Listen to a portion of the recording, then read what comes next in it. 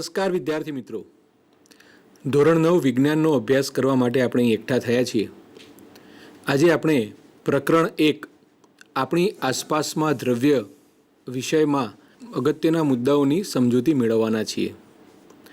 આ સમજૂતી મેળવીએ તે પહેલાં અગાઉના 4 એપિસોડમાં આપણે જે પણ કંઈ મુદ્દાઓ શીખ્યા છીએ તેનું આપણે ટૂંકમાં ઝડપથી પુનરાવર્તન કરીશું, જેથી નવા મુદ્દાઓ સાથે તેને આપણે સાંકળી શકીએ. તો આપણે શરૂઆત કરીએ છીએ. આપણી આસપાસમાં દ્રવ્ય આ સમજવા માટે આપણે પાવરપોઈન્ટ પ્રેઝન્ટેશન, વિવિધ પ્રકારના વિડીયો, ચિત્રોનો સહારો લઈશું અને આ એકમને બરાબર સમજવાનો પ્રયત્ન કરીશું મિત્રો. તો ચાલો સમજીએ પ્રકરણ 1 આપણી આસપાસમાં દ્રવ્ય. સૌથી પહેલાં આપણે પુનરાવર્તનનો ભાગ જોઈશું. દ્રવ્ય એટલે શું? પ્રકરણની સૌથી શરૂઆતમાં આપણે શીખ્યા હતા કે જે વસ્તુ દળ તેમજ કદ ધરાવે છે તેને દ્રવ્ય કહે છે. અહીંયા અનેક વસ્તુઓ ચિત્રમાં આપેલી છે અને આ સિવાય આપ અન્ય વસ્તુઓ વિશે પણ વિચારી શકો છો. આ તમામ તે દળ ધરાવે છે, એટલે કે એમાં કોઈ પદાર્થ ભરેલો હોય છે, એમાં કોઈ મટીરિયલ સૂક્ષ્મ કણોનો બનેલો છે, અને કદ ધરાવે છે એટલે કે તે જગ્યા રોકે છે. ત્યારબાદ દ્રવ્યનો ભૌતિક સ્વભાવ. આપણે પ્રવૃત્તિઓ દ્વારા આ 2 ભૌતિક સ્વભાવના વિધાનોને સમજ્યા હતા કે દ્રવ્ય કણોનું બનેલું છે અને દ્રવ્યના કણો અતિ સૂક્ષ્મ છે, એટલા સૂક્ષ્મ કે આપણી કલ્પના બહારના છે. આપણે તેને નરી આંખે તો શું માઇક્રોસ્કોપ વડે પણ જોઈ શકતા નથી. દ્રવ્યના કણોની જુદી જુદી 3 લાક્ષણિકતાઓ શીખ્યા હતા. પ્રથમ, દ્રવ્યના કણો વચ્ચે અવકાશ હોય છે. બીજું, દ્રવ્યના કણો સતત ગતિશીલ હોય છે. અને ત્રીજું, દ્રવ્યના કણો એકબીજાને આકર્ષે છે. અને આ લાક્ષણિકતાઓને કારણે જ જુદા જુદા દ્રવ્યની જુદી જુદી અવસ્થાઓ, જેમ કે ઘન, પ્રવાહી અને વાયુ આપણે જોઈ શકીએ છીએ. દ્રવ્યની 5 અવસ્થાઓ છે.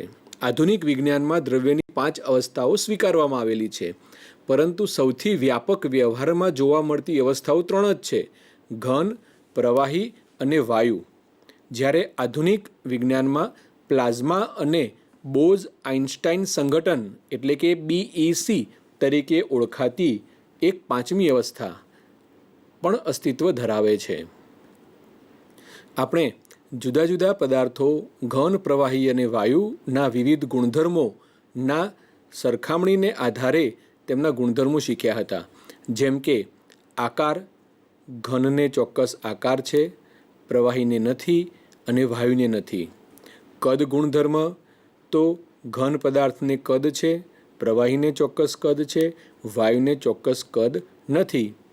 આંતરાણવીય બળ, ઘનમાં સૌથી પ્રબળ, પ્રવાહીમાં ઘન કરતાં ઓછું અને વાયુમાં સૌથી નિર્બળ.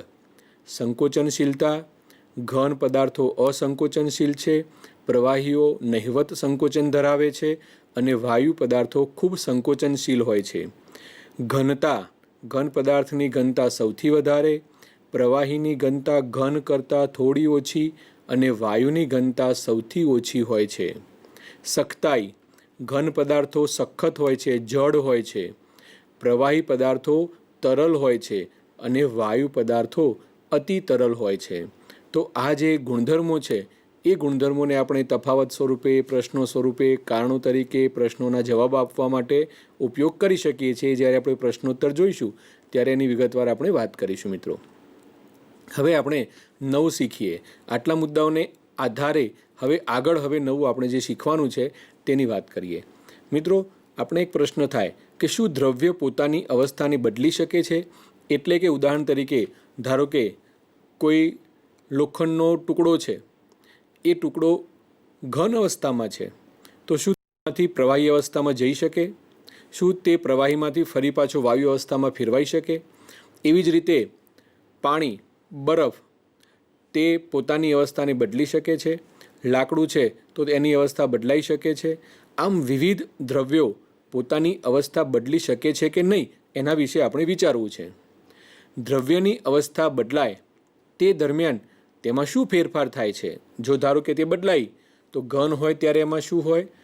તેમાંથી તે જ્યારે પ્રવાહીમાં ફેરવાય ત્યારે એમાં કેવો ફેરફાર થાય છે, અથવા તો પ્રવાહીમાંથી વાયુમાં ફેરફાર થાય ત્યારે દ્રવ્યના કણો પર આની શું અસર થાય છે, એ બીજા મુદ્દાને આપણે ધ્યાનમાં રાખીને સમજવાનું વાત કરીશું. ત્રીજું, અવસ્થાનો આ ફેરફાર કેવી રીતે થાય છે?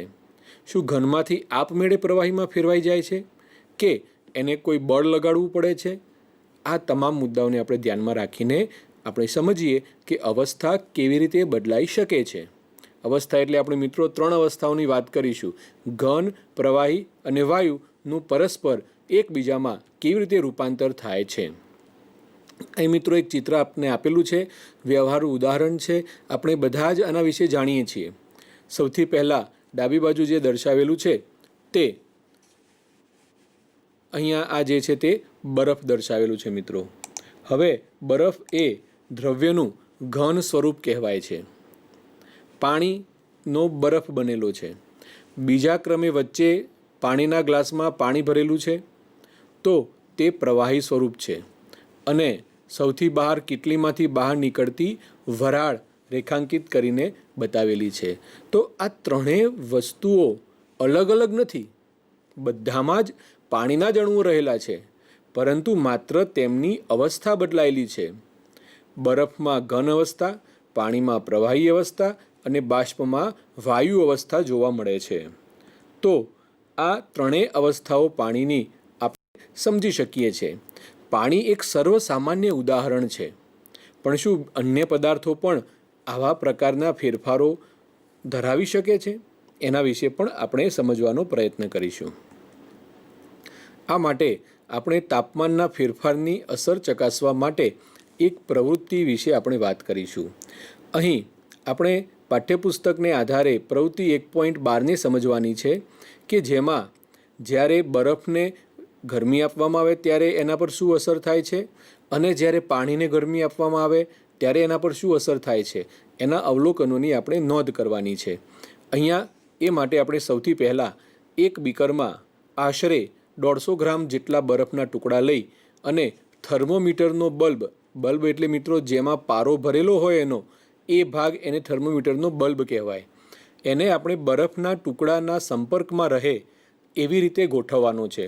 તો જો મિત્રો અહીંયા આ થર્મોમીટર છે, બીકરમાં આપણે થોડોક બરફ લીધો છે અને અહીં લાલાશ પડતો જે ભાગ જોવા મળે છે તે પારો દર્શાવે છે અને તે થર્મોમીટરનો બલ્બ છે જેને આપણે એમાં ગોઠવેલો છે. આગળ સમજીએ. ધીમા તાપે બીકરને ગરમ કરવાનું શરૂ કરવાનું છે અને જ્યારે બરફ પીગળવા માંડે ત્યારે આપણે તેનું તાપમાન નોંધી લેવાનું છે. અહીંયા આપ જોઈ શકશો કે થર્મોમીટરમાં એક પાતળી લાલ રંગની ઊભી લીટી આપણને જોવા મળે છે. અહીંયા હું જ્યાં પોઇન્ટર બતાવું છું તો આ લાલ રંગ એની અંદર નાખેલો છે પારાની અંદર, અને એ સ્પષ્ટ દેખાય એ માટે અને એ પ્રમાણનો રંગ આપેલો છે. તો એ આપણે અહીંયા જોઈ શકીએ છીએ કે તાપમાન કેટલું છે. એટલે જ્યારે બરફ પીગળે ત્યારે આપણે તાપમાન નોંધી લેવાનું છે એ કેટલું છે. ત્યારબાદ જ્યારે બરફ સંપૂર્ણ રીતે પાણીમાં એટલે કે પ્રવાહી સ્વરૂપમાં રૂપાંતર થઈ જાય ત્યારે ફરીવાર આપણે તાપમાન નોંધી લઈશું અને ઘન અવસ્થામાંથી પ્રવાહી અવસ્થામાં આ જે ફેરફાર થયો એ માટેનું આપણું અવલોકન આપણે જોઈશું.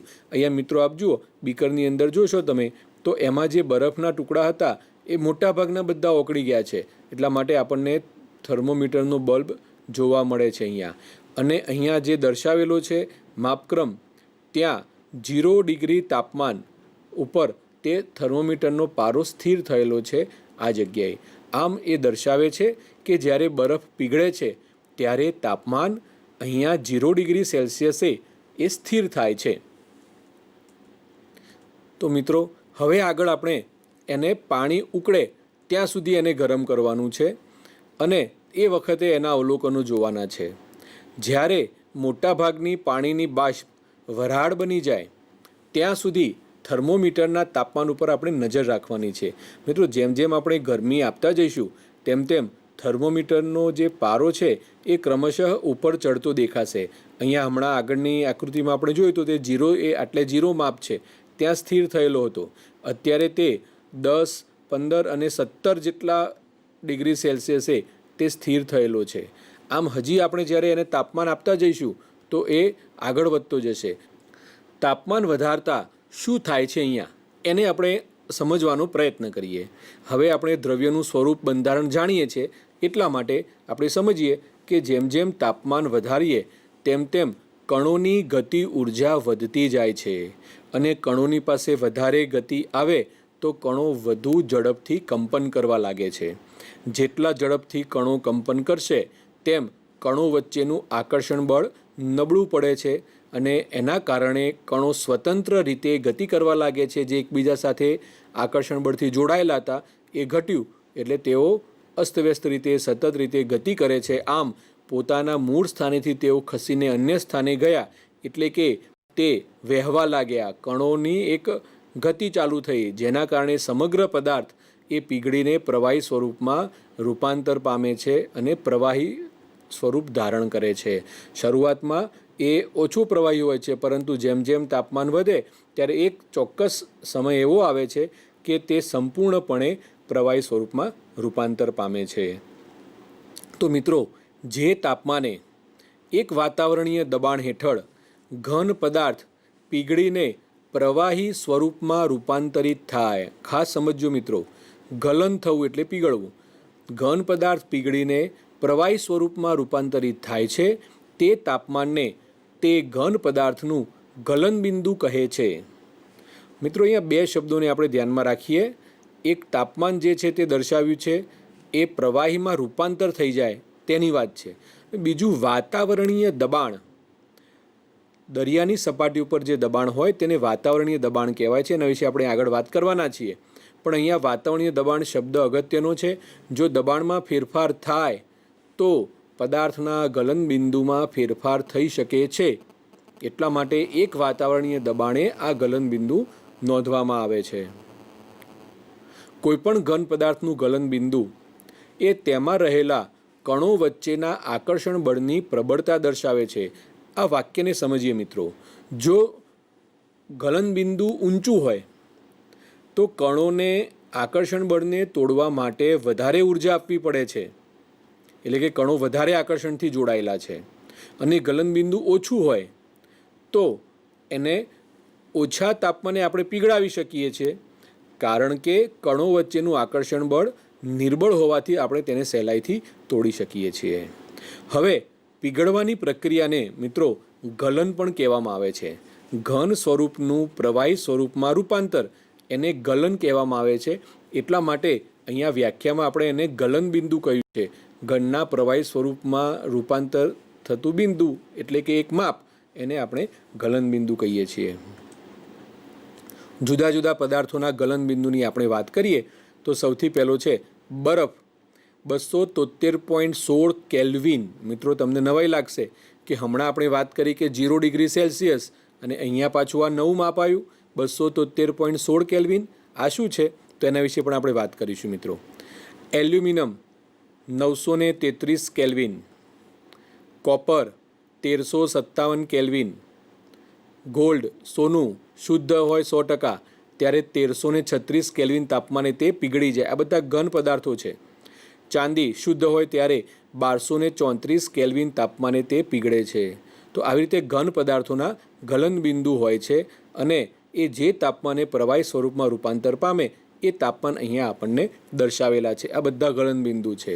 તો મિત્રો, આપણે યાદ રાખીશું માત્ર બરફનું 273.16 કેલ્વિન તાપમાન.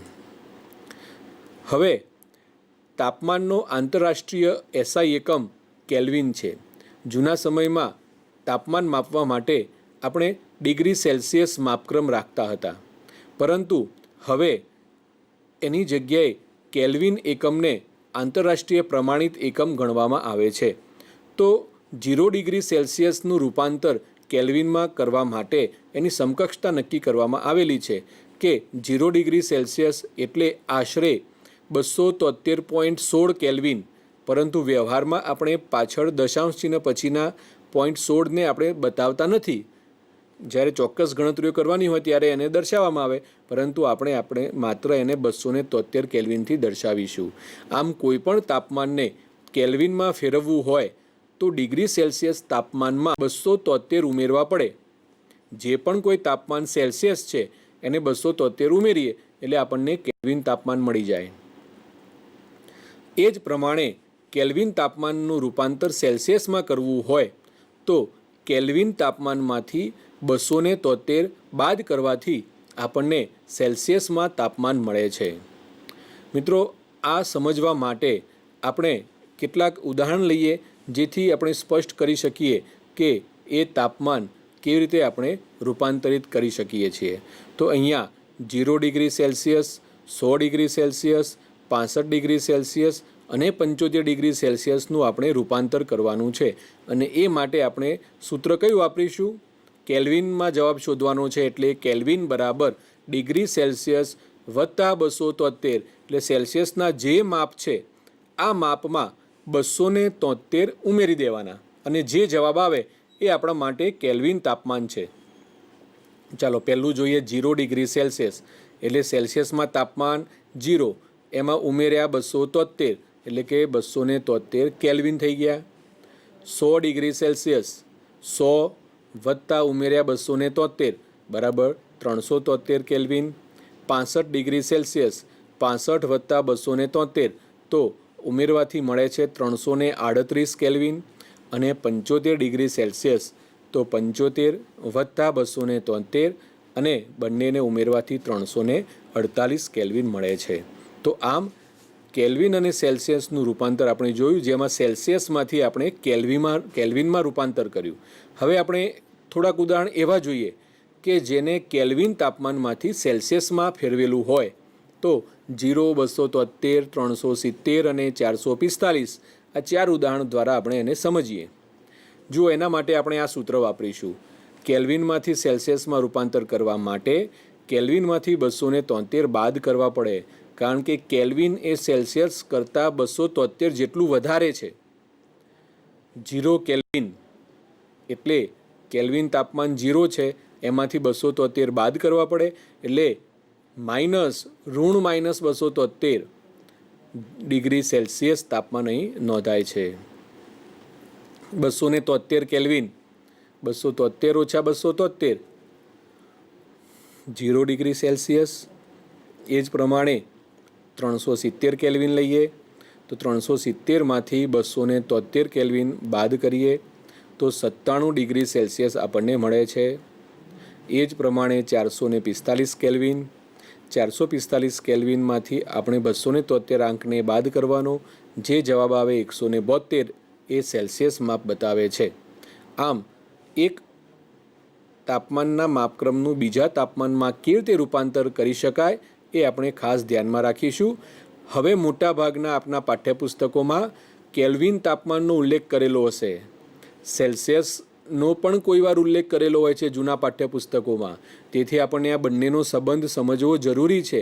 બંને માપક્રમ અત્યારે વ્યવહારમાં ઉપયોગી જ છે, એટલા માટે જ્યારે કોઈ એક તાપમાનમાં માપ આપ્યું હોય ત્યારે આપણે બીજામાં રૂપાંતર કરવા માટે આ સૂત્રો જરૂરી છે. હવે આગળ આપને મેં વાત કરી હતી મિત્રો કે જ્યારે કોઈ ઘન પદાર્થ ગલન થાય છે, જેમ કે બરફમાંથી પાણીમાં એનું રૂપાંતર થયું, આ વખતે એ તાપમાન થર્મોમીટરમાં એક ધારું અચળ જળવાઈ રહે છે.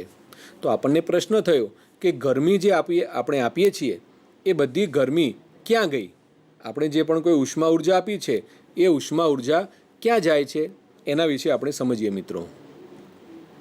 ગલનબિંદુ સુધી પહોંચ્યા બાદ જ્યાં સુધી સંપૂર્ણ બરફ ગરમી આપવા છતાં તાપમાન અચળ રહે છે, સંપૂર્ણ બરફ પીગળી જાય ત્યાં સુધી એ તાપમાન અચળ રહે છે. બીકરને ગરમી આપવા છતાં પણ તાપમાન અચળ જળવાય છે, એટલે આપણે એને તાપમાન આપવાનું ચાલુ જ રાખીએ, ગરમી આપવાનું, તેમ છતાં એ થાય છે. તો આવું શા માટે થાય છે? આપણે એને અંદર જે થતો ફેરફાર છે એ સમજીએ. જ્યારે પદાર્થના જે કણો છે બરફના, એ વચ્ચેનું પારસ્પરિક આકર્ષણ બળથી ઉપર જઈને દ્રવ્યની અવસ્થાને બદલવા માટે ઉષ્માનો ઉપયોગ થાય છે. એટલે કે આપણે જે પણ કોઈ ઉષ્મા આપીએ છીએ એ શાના માટે વપરાય છે? તો દ્રવ્યના કણો વચ્ચેના આકર્ષણ બળને તોડવા માટે એ ઉર્જા વપરાય છે, જે તાપમાનમાં ફેરફાર દર્શાવતો નથી. આમ બરફ આપણે આ ઉષ્મા જે આપીએ છીએ એને શોષી લે છે. શોષી લે છે મતલબ કે એની વચ્ચેના જે કણો છે એના આકર્ષણ બળને તોડવા માટે તે વાપરે છે. આમ એ ઉષ્મા ઉર્જા આપણને તાપમાનમાં થર્મોમીટરમાં પ્રદર્શિત થતી નથી, કારણ કે તે તો શોષાઈ ગઈ કણો દ્વારા. એ તાપમાન દ્વારા એના ફેરફાર માટે વપરાઈ ગઈ છે એટલા માટે. તો આ ઉષ્મા ઉર્જા બીકરમાં રહેલા સંઘટકો એટલે કે જે પણ કંઈ ઘટકો છે, પાણીના કણો છે, એની અંદર છુપાઈ જાય છે અથવા તો એમાં અદૃશ્ય થઈ જાય છે. એટલા માટે તેને ગુપ્ત ઉષ્મા કહેવાય છે. ગુપ્ત ઉષ્મા એટલા માટે કહેવામાં આવી મિત્રો કે ઉષ્મા આપીએ છીએ તેમ છતાં એની અસર દેખાતી નથી થર્મોમીટર ઉપર. એટલા માટે એને ગુપ્ત ઉષ્મા લેટેન્ટ હીટ કહેવામાં આવે છે. એના માટે એક વ્યાખ્યા બાંધેલી છે ગલનગુપ્ત ઉષ્મા. પદાર્થના ગલન બિંદુ જેટલા તાપમાને એક વાતાવરણ દબાણે, મિત્રો શબ્દોને ખાસ સમજવાના છે વ્યાખ્યાની અંદર, તો જ તમને સમજાશે આનો સિદ્ધાંત અથવા તો એના પાછળની જે સંકલ્પના છે તે. ગલનબિંદુ જેટલા તાપમાને, હવે ગલનબિંદુ જેટલું તાપમાન, ઉદાહરણ તરીકે બરફ લઈએ તો બરફનું ગલનબિંદુ કેટલું, તો 0 ડિગ્રી સેલ્સિયસ અથવા તો 273 કેલ્વિન. આટલા તાપમાને એક વાતાવરણ દબાણે, આપણે દબાણ પણ રાખીશું એક વાતાવરણ, 1 કિલોગ્રામ ઘન પદાર્થ, એટલે અહીં આપણે બરફ લીધો છે તો 1 કિલોગ્રામ જો બરફ લેવામાં આવે અને એ સંપૂર્ણપણે પ્રવાહી અવસ્થામાં રૂપાંતર થઈ જાય ત્યાં સુધી જેટલી ઉર્જા આપણે આપીએ તેને, એ તમામ ઉર્જા અહીંયા તાપમાનના વધારામાં દેખાતી નથી, એટલે એને ગલનગુપ્ત ઉષ્મા કહેવામાં આવે છે. તો મિત્રો વ્યાખ્યાને ફરીથી યાદ કરી લઈએ. પદાર્થના ગલનબિંદુ જેટલા તાપમાને એક વાતાવરણ દબાણે 1 કિલોગ્રામ ઘન પદાર્થને પ્રવાહી અવસ્થામાં રૂપાંતરિત કરવા માટે જરૂરી ઉષ્મા ઉર્જાને ગલનગુપ્ત ઉષ્મા કહેવામાં આવે છે. અંગ્રેજીમાં એના માટે શબ્દ છે લેટેન્ટ હીટ ઓફ ફ્યુઝન. તો આપણે વાત કરીએ બરફની, તો બરફનું ગલનબિંદુ 0 ડિગ્રી સેલ્સિયસ અથવા તો કેલ્વિનમાં 273 કેલ્વિન.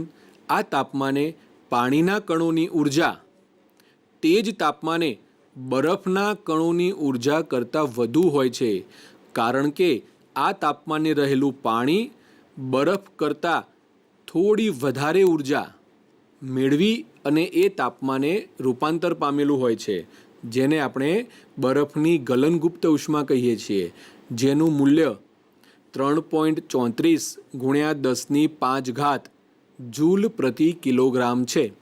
મિત્રો આપણા અભ્યાસક્રમમાં નથી, પણ આપણે એને સમજવા માટે અહીંયા મેં આપને માપ આપેલું છે, કિંમત આપેલી છે કે 1 કિલોગ્રામ બરફને ગલન બિંદુએ પ્રવાહી સ્વરૂપમાં ફેરવવા માટે આટલી જૂલ ઉર્જા 3.34 ગુણ્યા 10⁵ જૂલ ઉર્જા જરૂરી છે. એટલે કે 1 કિલોગ્રામ બરફ કરતાં 1 કિલોગ્રામ પાણી આટલા તાપમાને આટલી ઉર્જા વધારે ધરાવે છે. અથવા વિરુદ્ધમાં સમજીએ તો પાણી કરતાં જે બરફ છે એ આટલી ઉર્જા મેળવીને એ ગલનગુપ્ત ઉષ્મા પ્રાપ્ત કરે છે. અવસ્થા રૂપાંતર દરમિયાન અચળ તાપમાનનું આપણે હવે પાણી માટે ઉદાહરણ જોઈએ. જ્યારે પાણીને આપણે ઉષ્મા ઉર્જા આપીએ છીએ ત્યારે પાણીના કણો વધુ ઝડપથી ગતિ કરે છે. હવે જ્યારે આ પાણીના કણો વધારે ઝડપથી ગતિ કરતા હોય ત્યારે એ અસ્તવ્યસ્ત ગતિ એમની વધી જાય છે. એક નિશ્ચિત તાપમાન સુધી એ જ્યારે પહોંચે છે ત્યારે એમાં એટલી ઉર્જા આવી જાય છે કે જેથી કણો વચ્ચેનું પરસ્પરનું આકર્ષણ બળ તૂટી જાય છે અને કણો એકબીજાનાથી સ્વતંત્ર થઈ જાય છે. આમ પ્રવાહી અવસ્થા જાળવી રાખવા માટેનું જે આકર્ષણ બળ હતું એ તૂટી જવાથી પ્રવાહીથી પણ તરલ અવસ્થા એટલે કે વાયુ અવસ્થામાં એનું રૂપાંતર થઈ જાય છે. આમ ઉષ્માને કારણે પાણી ધીમે ધીમે એ વાયુ અવસ્થામાં રૂપાંતર થઈ જાય છે અને આ રૂપાંતર જે તાપમાને થાય છે તેને આપણે ઉત્કલન બિંદુ કહીએ છીએ. ઉત્કલન એટલે ઉકળવું. એની વ્યાખ્યા આપણે સમજીએ. એક વાતાવરણ દબાણે જે તાપમાને પ્રવાહી ઉકળવા લાગે, ઉકળે એટલે એમાંથી ઉકળ્યું મતલબ એમાંથી વરાળ નીકળે તે તાપમાનને પ્રવાહીનું ઉત્કલન બિંદુ બોઇલિંગ પોઈન્ટ કહેવામાં આવે છે. અહીંયા આપ જુઓ એક પાત્રમાં કે પાણીની વરાળ નીકળે છે અને આ ઘટના તો આપણા માટે એક સામાન્ય ઘટના છે, પાણીને ઉકળતું જોવું. તો એ જે ઉકળે છે એ વખતે તમે જો થર્મોમીટરથી એને માપો તો એ જે તાપમાન મળે એને ઉત્કલન બિંદુ તરીકે ઓળખવામાં આવે છે. મિત્રો, પાણીનું ઉત્કલન બિંદુ 373.16 કેલ્વિન એટલે કે આશરે 373 કેલ્વિન જેટલું છે. આ સિવાય બીજા પદાર્થોના ઉત્કલન બિંદુની આપણે વાત કરીએ મિત્રો, અહીંયા જુદા જુદા પદાર્થો છે. આપણને નવાઈ લાગે કે ભાઈ પાણી ઉકળે છે એમ કે ધાતુ ઉકળતી હશે, તો એલ્યુમિનિયમ ધાતુ અથવા કોઈ ધાતુ છે એને જ્યારે ગરમ કરવામાં આવે ત્યારે અહીંયા ફોટો બતાવ્યો છે એ પ્રમાણે તે લાલ ચોળ ગરમ થઈ જાય છે અને તે પ્રવાહી સ્વરૂપમાં ફેરફાર પામી અને એમાંથી આ વરાળો નીકળવા લાગે છે. આ તાપમાન એ ધાતુનું ઉત્કલન બિંદુ છે, પરંતુ વ્યવહારમાં આપણે એની સાથે ઓછો સંબંધ હોય છે એટલે આપણને ખ્યાલ નથી હોતો આ ઘટનાઓનો. પરંતુ પાણી ઉકળવાની ઘટના સાથે તો આપણે સંકળાયેલા જ છીએ. તો એલ્યુમિનિયમ 2740 કેલ્વિન ખૂબ જ ઊંચા તાપમાન હોય છે. જુઓ મિત્રો, ક્યાં 373 અને ક્યાં 2740. કોપર તાંબુ 4940, સોનું શુદ્ધ 24 કેરેટ 5345, ચાંદી શુદ્ધ 4286 કેલ્વિન. આમ આટલા તાપમાને આ બધા પ્રવાહી સ્વરૂપમાં રૂપાંતર થયેલા હોય એમાંથી તે વાયુ સ્વરૂપમાં રૂપાંતર થવાની શરૂઆત થઈ જાય છે. હવે આ શા માટે અને કેવી રીતે બને છે આપણે એને સમજીએ.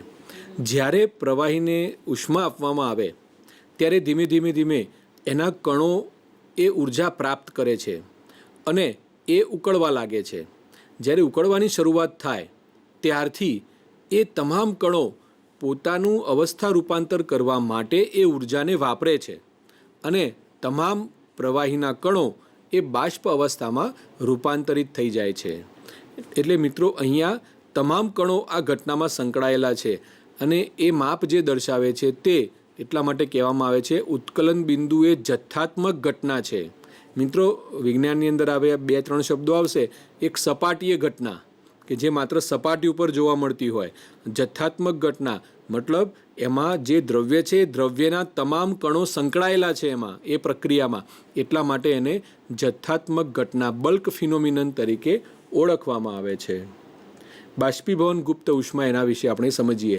જેવી રીતે ઘન પદાર્થો માટે ગલન ગુપ્ત ઉષ્મા હતી એ રીતે પ્રવાહી પદાર્થો માટે બાષ્પીભવન ગુપ્ત ઉષ્મા હોય છે.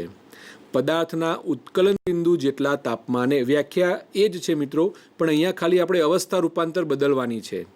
પદાર્થના ઉત્કલન બિંદુ ગલનગુપ્ત ઉષ્મામાં ગલન બિંદુ હતું, જેટલા તાપમાને એક વાતાવરણ દબાણે 1 કિલોગ્રામ પ્રવાહી પદાર્થને વાયુ અવસ્થામાં રૂપાંતરિત કરવા માટે જરૂરી ઉષ્મા ઉર્જાને બાષ્પીભવન ગુપ્ત ઉષ્મા કહેવામાં આવે છે.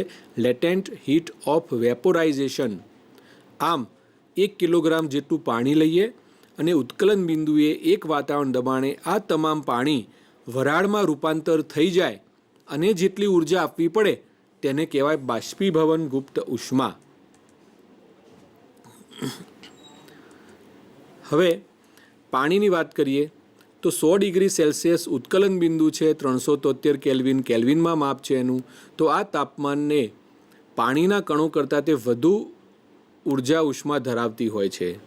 આવું એટલા માટે થાય છે કે જ્યારે વરાળ બને છે ત્યારે વરાળનું રૂપાંતર થવા માટે પાણીના કણોએ બાષ્પીભવન ગુપ્ત ઉષ્મા જેટલી વધારે ઉષ્મા શોષણ કરી લીધેલી હોય છે. આમ 373 કેલ્વિને પાણી પણ હોઈ શકે અને પાણીની વરાળ પણ હોઈ શકે, બંને હોય. પરંતુ એમાં જે વરાળના કણો છે એ આટલી ઉર્જા વધારે સમાવેલી હોય છે, એટલા માટે વધારે દજાડે છે, વધારે દાહક હોય છે, વધારે ઉષ્મા ધરાવે છે વરાળ. પાણી કરતાં વરાળ વધારે ઉષ્મા ધરાવે છે. આમ આપણે જોયું કે તાપમાનના ફેરફારથી આપણે શું કરી શકીએ છીએ મિત્રો. આપણે તાપમાનને બદલીને પદાર્થને એક અવસ્થામાંથી બીજી અવસ્થામાં રૂપાંતરિત કરી શકીએ છીએ. આપણે જોયું કે આ ચિત્ર દ્વારા આપણે સમજીએ કે સૌથી પહેલાં આપણે શું કર્યું, ઘન અવસ્થા એટલે કે બરફ, એને ગરમી આપી, ઉષ્મા આપી, તો તે પ્રવાહી અવસ્થા એટલે પાણીમાં રૂપાંતર થાય છે. હવે આ પ્રવાહી અવસ્થાના પાણીને ફરીથી ગરમી આપવામાં આવે, ઉષ્મા આપવામાં આવે એટલે તે વાયુ અવસ્થામાં રૂપાંતર થાય છે. આમ ઘન અવસ્થામાંથી ગલન બિંદુએ પ્રવાહી અવસ્થા આવે છે. પ્રવાહી અવસ્થામાંથી ઉત્કલન બિંદુએ વાયુ અવસ્થા આવે છે. આમ અહીંયા તાપમાનના ફેરફારને કારણે એક અવસ્થામાંથી બીજી, બીજીમાંથી ત્રીજી એવી રૂપાંતર શક્ય બને છે. હવે આપણે એને થોડું વિરોધી વિચારીએ. જો વાયુ અવસ્થામાં રહેલી જે પાણીની વરાળ છે એ વરાળને વિપરીત એટલે કે ઠંડી પાડીએ તો શું થાય? તો જેમ જેમ વરાળને આપણે ઠંડી પાડીશું તેમ તેમ તે પ્રવાહી અવસ્થામાં રૂપાંતરિત થશે. આ પ્રવાહીને આપણે ફ્રીઝરમાં મૂકી દઈએ તો પ્રવાહી અવસ્થા ઠંડી થતાં પાણીનું બરફમાં રૂપાંતર થાય છે. આમ અહીંયા ઉષ્માનો ઘટાડો થાય છે. જ્યારે ઘન અવસ્થામાંથી પ્રવાહીમાં, પ્રવાહીમાંથી વાયુમાં ઉષ્માનો વધારો થતો જાય છે. ઘન અવસ્થા કરતાં પ્રવાહી અવસ્થા એક જ તાપમાને વધારે ઉષ્મા ધરાવે, પ્રવાહી કરતાં વાયુ અવસ્થા એક જ તાપમાને વધારે ઉષ્મા ધરાવે છે. જ્યારે ઠંડાઈમાં એના કરતાં ઉલટું છે કે આ પ્રમાણે વાયુ કરતાં પ્રવાહી અવસ્થા વધારે ઠંડક અને પ્રવાહી કરતાં ઘન અવસ્થા વધારે ઠંડક એક જ તાપમાને ધરાવતા હોય છે. તો આ રીતે આપણે તાપમાનના ફેરફારની અસરને સમજી શકીએ છીએ મિત્રો. હવે અહીંયા આપણે જોયું ઉદાહરણ તરીકે કે ઘનમાંથી આપણે પ્રવાહીમાં રૂપાંતર જોયું અને પ્રવાહીનું વાયુમાં રૂપાંતર જોયું. પણ શું વચ્ચેની પ્રવાહી અવસ્થાને આપણે બાદ કરી દઈએ તો એવું બની શકે ખરું કે ઘન અવસ્થાના પદાર્થને ગરમી આપીએ તો એ સીધું વાયુ અવસ્થામાં રૂપાંતર થઈ જાય, અથવા તો એ જ વાયુ અવસ્થાને ફરી પાછી ઠંડી આપીએ તો ફરી પાછું તે ઘન અવસ્થામાં રૂપાંતર થઈ જાય? આવું શક્ય છે ખરું? જો હોય તો એ કેવી રીતે થાય છે, કયા પદાર્થોમાં થાય છે, એની આપણે વાત કરવાના છીએ. જો મિત્રો, અહીંયા મેં એક ઉદાહરણ આપેલું છે. આ કપૂર છે. આપણે જ્યારે ધાર્મિક પ્રસંગોની અંદર, હિન્દુ ધર્મની અંદર જ્યારે કોઈ કથા આરતી કરવાની થાય ત્યારે આપણે કપૂર જે છે એ કપૂરને પ્રગટાવીને એના દ્રવ્યને આ પ્રકારે એમાં સુગંધી દ્રવ્ય મેળવીએ છીએ. તો જે કપૂર છે એ કપૂરના કણો અહીંયા આપેલા છે. તો કપૂર છે ધીમે ધીમે ખુલ્લું પડ્યું હોય ને તો એનું ગરમી આપવાથી અથવા તો ચોક્કસ તાપમાને એ સીધું વાયુમાં રૂપાંતર થાય છે. અને ગરમી આપીએ ને તો એ પ્રવાહી સ્વરૂપમાં આવે નહીં, સીધું જ વાયુ સ્વરૂપમાં રૂપાંતર થઈ જાય. બીજો પદાર્થ છે નવસાર, એમોનિયમ ક્લોરાઇડ. સફેદ રંગનો મીઠા જેવો પદાર્થ છે એ નવસાર છે. તો એ પણ એ ઉર્ધ્વપાતન પામે છે. અને ત્રીજો છે નેપ્થેલિન. આપણે જેને ડામરની ગોળી કહીએ છીએ અને આપણા ઘરની અંદર બાથરૂમમાં અથવા તો કપડાં અથવા કબાટની અંદર જે ગોળી લાવીને આપણે મૂકીએ છીએ તે જ આ નેપ્થેલિન છે. તો નેપ્થેલિનની ગોળી.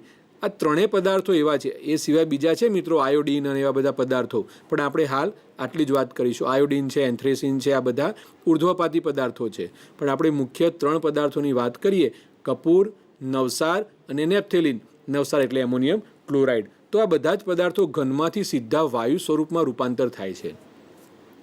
કેવી રીતે થાય છે મિત્રો? તો આ પદાર્થોને જ્યારે પ્રવાહી અવસ્થામાં રૂપાંતરિત થયા વિના જ્યારે ગરમી આપવામાં આવે ત્યારે ઘન અવસ્થામાંથી સીધા જ વાયુ અવસ્થામાં રૂપાંતર થાય છે.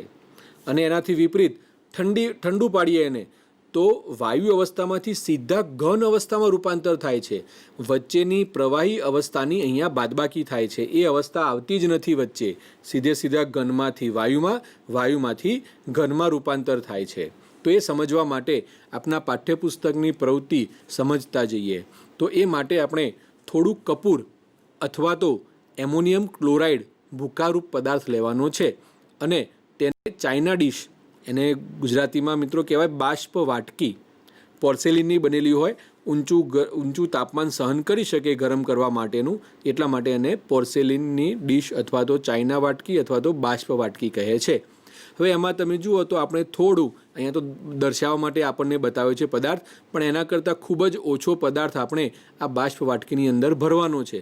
કપૂર પણ લઈ શકો, એમોનિયમ ક્લોરાઇડ પણ લઈ શકો, કોઈ પણ પદાર્થ તમે એની અંદર લઈ શકો છો.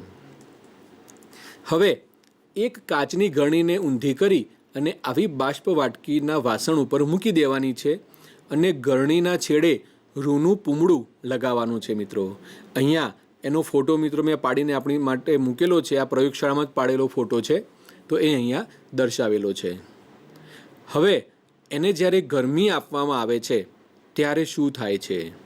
તો જુઓ મિત્રો, અહીંયા પહેલી આ જે આકૃતિ છે તે ડાબી બાજુની આકૃતિમાં આપણે જોઈએ તો ગરણીની અંદરના ભાગે દૂધિયા રંગનું આવરણ, વાયુ, ધુમાડો ભેગો થયો હોય એવું લાગે છે. તો એને મેં અહીંયાથી હવે ઉઠાવી લીધી. તમે જોશો તો અહીંયા બધી વરાળો બહાર નીકળેલી છે. આમાંથી પણ વરાળ નીકળી છે, આમાં પણ વરાળ જોવા મળે છે. તો એ બધી જે વરાળ બની છે, બાષ્પ બની છે, એ નવસારની અથવા તો કપૂરની બાષ્પ છે. અહીંયા ઉદાહરણમાં મેં નવસાર લીધેલું છે, એટલે નવસારની બાષ્પ આપણને જોવા મળે છે મિત્રો. જો અહીંયા આ બહાર નીકળે છે એ નવસારની બાષ્પ છે, અને અહીંયા પણ તે નવસારની બાષ્પ આપણે જોઈ શકીએ છીએ મિત્રો. એની વાટકીને મેં આ પ્રમાણે તમારી સામે દર્શાવી છે, જેથી આપણને ખ્યાલ આવે કે અંદર કોઈ પ્રવાહી નથી. જો આ સીધો સફેદ રંગનો ઘન પદાર્થ છે અને એમાંથી સીધું જ વાયુરૂપ બાષ્પ બહાર નીકળે છે. તો આ જે ઘટના છે એ પ્રવૃત્તિ આપને સમજાવેલી છે. મેં તબક્કાવાર અહીંયા ચિત્રો દ્વારા આપને દર્શાવી છે મિત્રો. આ પ્રવૃત્તિ ખૂબ સહેલી છે, આપની પ્રયોગશાળામાં પણ થઈ શકે એવી છે. આપના શિક્ષક આપને જરૂર કરાવશે તે. હવે આને સમજીએ આપણે મિત્રો. જ્યારે પ્રવાહી અવસ્થામાં રૂપાંતરિત થયા વિના કોઈ પદાર્થને ગરમ કરતા તે ઘન અવસ્થામાંથી સીધું જ વાયુ અવસ્થામાં અને તેને ઠંડુ પાડતા ફરીથી પાછા ઘન અવસ્થામાં રૂપાંતર થવાની પ્રક્રિયા અથવા તેનાથી વિરુદ્ધ પ્રક્રિયા, બંને દિશામાં એને ઉર્ધ્વપાતન કહેવાય મિત્રો. એટલે કે સમજો, ઘનમાંથી વાયુમાં એને પણ ઉર્ધ્વપાતન કહેવાય, અને વાયુમાંથી ફરી પાછું ઘન એને પણ ઉર્ધ્વપાતન કહેવાય. બંને ઉર્ધ્વપાતન કહેવામાં આવે છે. આ માટે દબાણના ફેરફારની અસર હવે આપણે સમજીએ મિત્રો. આપણે દ્રવ્યની અવસ્થા બદલવા માટે એક અસર શીખ્યા, તાપમાનની અસર. બીજી અસર છે દબાણના ફેરફારની અસર. દબાણ આપવાથી એમાં શું ફેરફાર થાય છે તે આપણે સમજવાનું છે મિત્રો. તો આપણે પહેલાં સમજીએ કે જે ઘટક કણો છે ઘન, પ્રવાહી અને વાયુની અંદર, તે કેવી અવસ્થાઓમાં જોવા મળે છે. તો જુઓ, ઘન અવસ્થામાં ઘટક કણો ખૂબ પાસે હોય છે. પ્રવાહી અવસ્થામાં ઘન કરતાં દૂર ગોઠવાયેલા હોય છે, અને વાયુ અવસ્થાઓમાં તે ખૂબ જ દૂર હોય છે. આમ ઘટક કણોના અંતર જુદા હોવાને કારણે દ્રવ્યની આ 3 જુદી અવસ્થાઓ જોવા મળે છે. હવે ધારો કે કોઈ વાયુ ભરેલું સિલિન્ડર છે, એના ઉપર દબાણ લગાવી અને સંકોચન કરીએ તો શું થાય? શું તેના કણો વચ્ચેનું ઓછું અંતર થઈ જશે? શું દબાણ વધારવા કે ઘટાડવાથી પદાર્થની અવસ્થામાં ફેરફાર થશે? એટલે કે આ વાયુરૂપ પદાર્થ છે એમાં દબાણ આપીએ તો તે અન્ય કોઈ અવસ્થામાં રૂપાંતર પામશે? એ આપણે સમજવાનું છે મિત્રો. તો જુઓ, દબાણ વધવાથી અને તાપમાન ઘટવાથી વાયુનું પ્રવાહીમાં પરિવર્તન, રૂપાંતરણ થઈ શકે છે. અહીંયા આપણને ચિત્ર દ્વારા તે દર્શાવ્યું છે. અહીં ડાબી બાજુનું જે પાત્ર છે એમાં ઓછું દબાણ છે.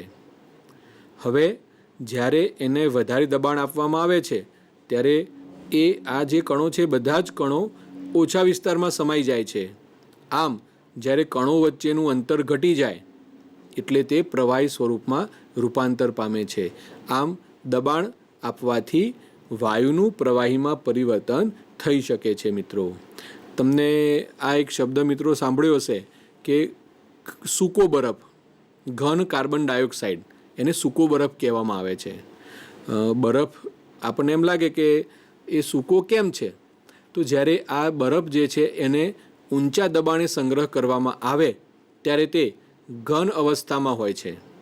વાયુ હોય કાર્બન ડાયોક્સાઇડ, એ કાર્બન ડાયોક્સાઇડને ઊંચા દબાણે સંગ્રહ કરવામાં આવે તો એ સીધું જ ઘન સ્વરૂપમાં રૂપાંતર પામે છે, પ્રવાહીમાં રૂપાંતર પામ્યા સિવાય.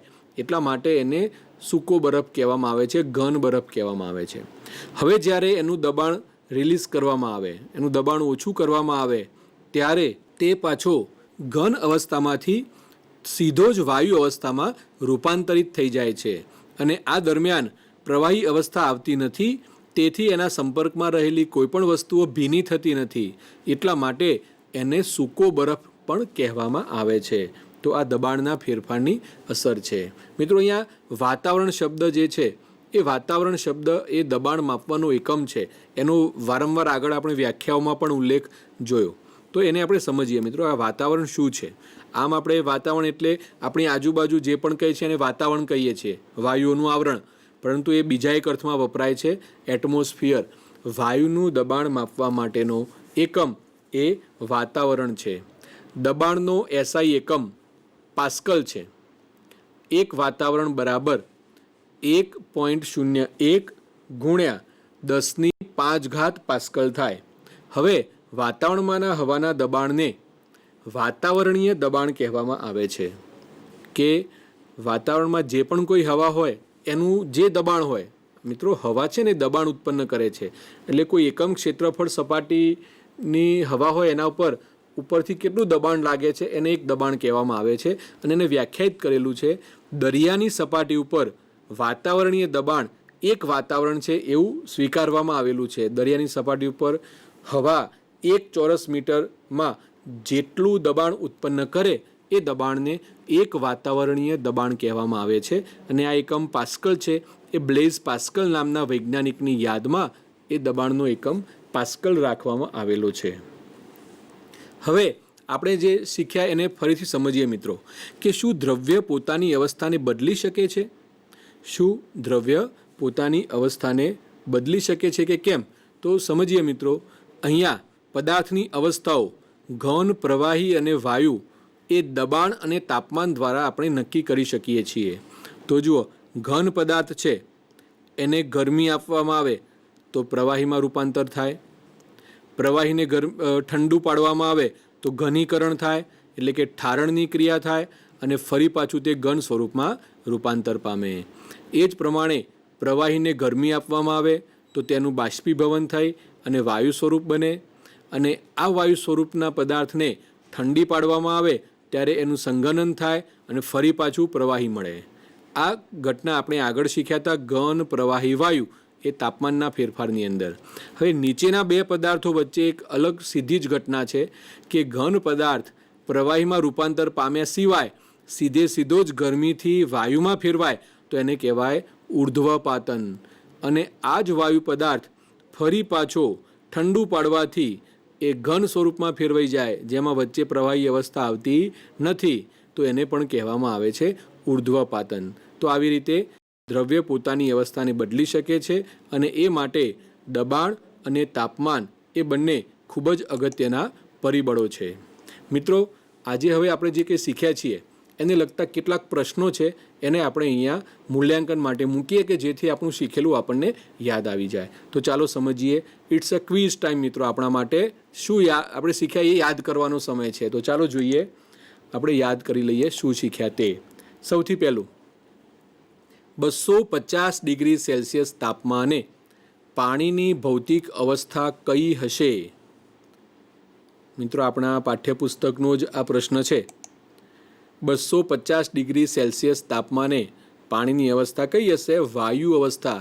કારણ કે પાણી 100 ડિગ્રી સેલ્સિયસ તાપમાને તો ઉકળે છે, એટલે 100 કરતાં વધારે તાપમાને પદાર્થ હંમેશા વાયુ અવસ્થામાં હોય. ઉત્કલન બિંદુ કરતાં વધારે તાપમાને પદાર્થ વાયુ અવસ્થામાં હોય અને પાણીનું ઉત્કલન બિંદુ 100 ડિગ્રી સેલ્સિયસ છે, જ્યારે આ તાપમાન તો એનાથી પણ અનેક ગણું વધારે છે. એટલે આ પદાર્થ હંમેશા કેવી અવસ્થા ધરાવતો હશે? વાયુ અવસ્થા ધરાવતો હશે. 100 ડિગ્રી સેલ્સિયસ તાપમાને પાણીની ભૌતિક અવસ્થા કઈ હશે? હવે અહીંયા આપ્યું છે તાપમાન 100 ડિગ્રી સેલ્સિયસ તાપમાન. હવે આપણને ખબર છે મિત્રો કે 100 ડિગ્રી સેલ્સિયસ તાપમાને પાણી ઉકળે છે, એટલે કે ઉત્કલન બિંદુ કહેવાય. આમ પાણીનું ઉત્કલન બિંદુ છે, આ તાપમાને પાણી વરાળમાં રૂપાંતર થવાની શરૂઆત થઈ ગઈ હોય છે. મિત્રો, ધ્યાન રાખજો, જ્યારે પાણી 100 ડિગ્રી સેલ્સિયસ તાપમાને હોય ત્યારે તે પ્રવાહી સ્વરૂપમાં પણ હોય અને એ જ તાપમાને તે વાયુ સ્વરૂપમાં હોય ત્યારે એ 100 ડિગ્રી સેલ્સિયસ તાપમાન ધરાવતું હોય છે. આમ 100 ડિગ્રી સેલ્સિયસ તાપમાને પ્રવાહી અને વાયુ બંને વચ્ચેનું એક સંતુલન રૂપાંતરણ એની અંદર જોવા મળે છે. આગળનો પ્રશ્ન જોઈએ મિત્રો. કોઈ દ્રવ્યની અવસ્થામાં થતા પરિવર્તન દરમિયાન તેનું તાપમાન શા માટે અચળ રહે છે? આપણે ગલનગુપ્ત ઉષ્મા અને બાષ્પીભવનગુપ્ત ઉષ્માનો જે કોન્સેપ્ટ હતા એને અહીંયા આપણે જવાબ તરીકે લખવાનો છે મિત્રો. અહીંયા બે પરિસ્થિતિ છે. દ્રવ્યની અવસ્થામાં થતું પરિવર્તન બે રીતે થાય, ઘનમાંથી પ્રવાહી અને બીજું પ્રવાહીમાંથી વાયુ. તો પહેલાં ઘનમાંથી પ્રવાહી અવસ્થા વિશે આપણે સમજીએ.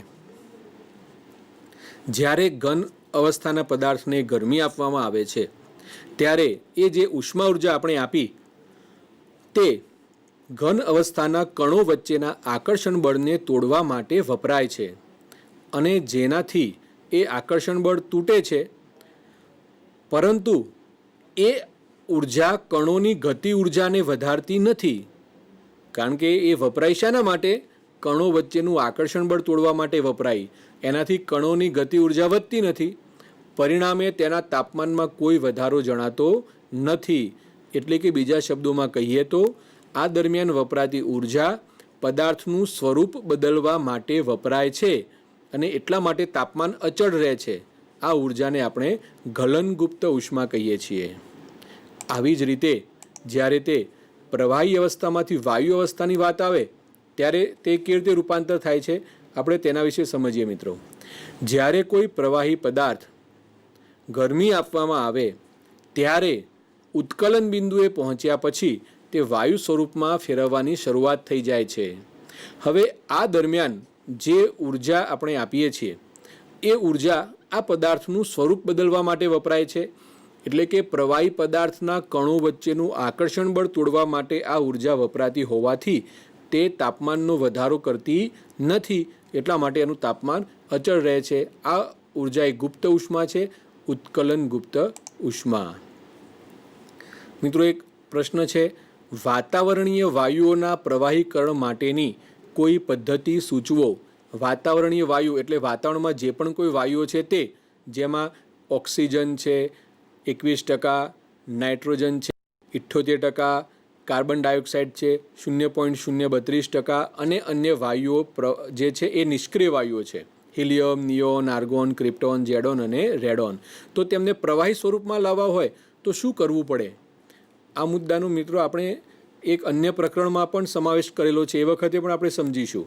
પણ અહીંયા આપણે એને સમજીએ કે જ્યારે વાયુઓને ઊંચા દબાણે લઈ જવામાં આવે ત્યારે અને તેનું તાપમાન ઘટાડવામાં આવે, આ બે ક્રિયાઓ એકસાથે કરવામાં આવે. મિત્રો ખાસ સમજજો, જ્યારે તાપમાન વધઘટ કરીએ તો અવસ્થામાં રૂપાંતર થઈ શકે છે, પરંતુ ઊંચા દબાણે તાપમાન ઘટાડવામાં આવે ત્યારે તે પ્રવાહી સ્વરૂપ ધારણ કરે છે.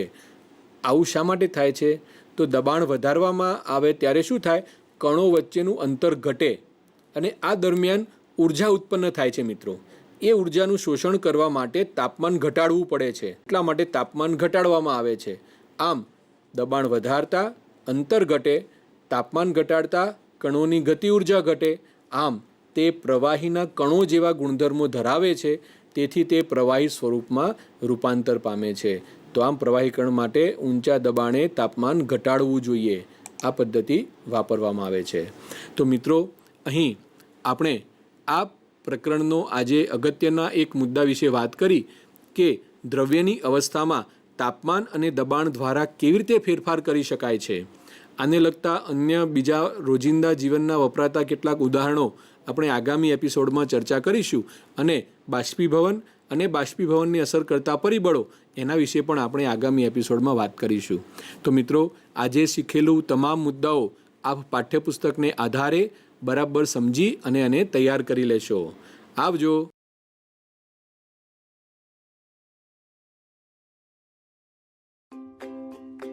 કરિયર તમારા માટે શું છે? શું એનો અર્થ એવો થાય છે કે ઘણા પૈસા કમાવા, આખા દિવસ દરમિયાન વ્યસ્ત રહેવું કે પ્રખ્યાત થવું અને સફળતા મેળવવી છે? વાસ્તવમાં કરિયરનો અર્થ આમાંનું કંઈ નથી.